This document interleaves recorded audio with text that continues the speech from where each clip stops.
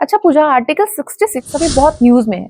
मुझे इसके बारे में बताओ और मुझे इसके साथ ही बताओ कि भारत के वाइस प्रेसिडेंट उपराष्ट्रपति का चुनाव कैसे होता है और कौन भारत के उपराष्ट्रपति वाइस प्रेसिडेंट बन सकते हैं।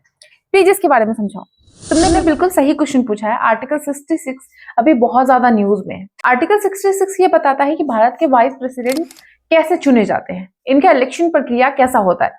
इसको डिस्कस करने से पहले मैं तुमको बता दूं कि कॉन्स्टिट्यूशन के आर्टिकल 63 से लेकर के आर्टिकल 71 तक इसमें ये बताया गया है कि भारत के वाइस प्रेसिडेंट कैसे बनेंगे, उनका इलेक्शन कैसे होगा, उनका क्वालिफिकेशन क्या होना चाहिए, उनका पावर क्या है, रिमूवल की प्रक्रिया क्या है। इन सभी के बारे में इंडियन कॉन्स्टिट्यूशन के आर्टिकल 63 से 71 तक दिया गया है। तो हम बात करेंगे आज आर्टिकल 66 पे। चलो डिस्कस करते हैं। भारत के वाइस प्रेसिडेंट का जो पद है ये भारत का दूसरा सबसे बड़ा पद है आफ्टर प्रेसिडेंट। ये जो वाइस प्रेसिडेंट का कॉन्सेप्ट है ये अमेरिका के वाइस प्रेसिडेंट से मिलता जुलता है। जिस तरह से वाइस प्रेसिडेंट यहाँ के राज्यसभा के चेयरमैन होते हैं, ठीक उसी तरह से अमेरिका के जो वाइस प्रेसिडेंट है वो सीनेट के चेयरमैन होते हैं। भारत के वाइस प्रेसिडेंट इनडायरेक्ट वे में चुने जाते हैं, मतलब डायरेक्ट जनता वोट करके उनको नहीं चुनती है। यहाँ पे जो लोकसभा और राज्यसभा के जो मेंबर होते हैं, जो इलेक्टेड प्लस नॉमिनेटेड, दोनों मेंबर मिल करके जो है भारत के वाइस प्रेसिडेंट को चुनते हैं। जबकि जो नॉमिनेटेड मेंबर होते हैं वो राष्ट्रपति के इलेक्शन में पार्टिसिपेट नहीं करते हैं। और हम आपको बता दें कि जो लेजिस्लेटिव असेंबली है, जो विधानसभा है हमारे इंडिया का, हर स्टेट का, उसके मेंबर जो है वाइस प्रेसिडेंट के इलेक्शन में पार्टिसिपेट नहीं करते हैं, मतलब वो लोग वोट नहीं कर सकते। जबकि राष्ट्रपति के इलेक्शन में वो लोग वोट करते हैं, बट वाइस प्रेसिडेंट के केस में ऐसा नहीं होता है।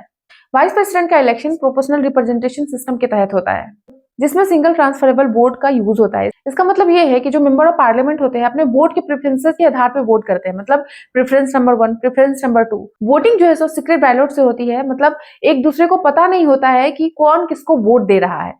वाइस प्रेसिडेंट बनने के लिए जो एलिजिबिलिटी होती है वो इंसान 35 इयर्स का होना चाहिए या उससे ऊपर होना चाहिए, इंडिया का सिटीजन होना चाहिए, और वो व्यक्ति राज्यसभा के मेंबर बनने लायक होना चाहिए। अगर वो इंसान वाइस प्रेसिडेंट बनता है तो लोकसभा या राज्यसभा का मेंबर नहीं हो सकता है, या किसी भी गवर्नमेंट जॉब पे नहीं हो सकते हैं वो।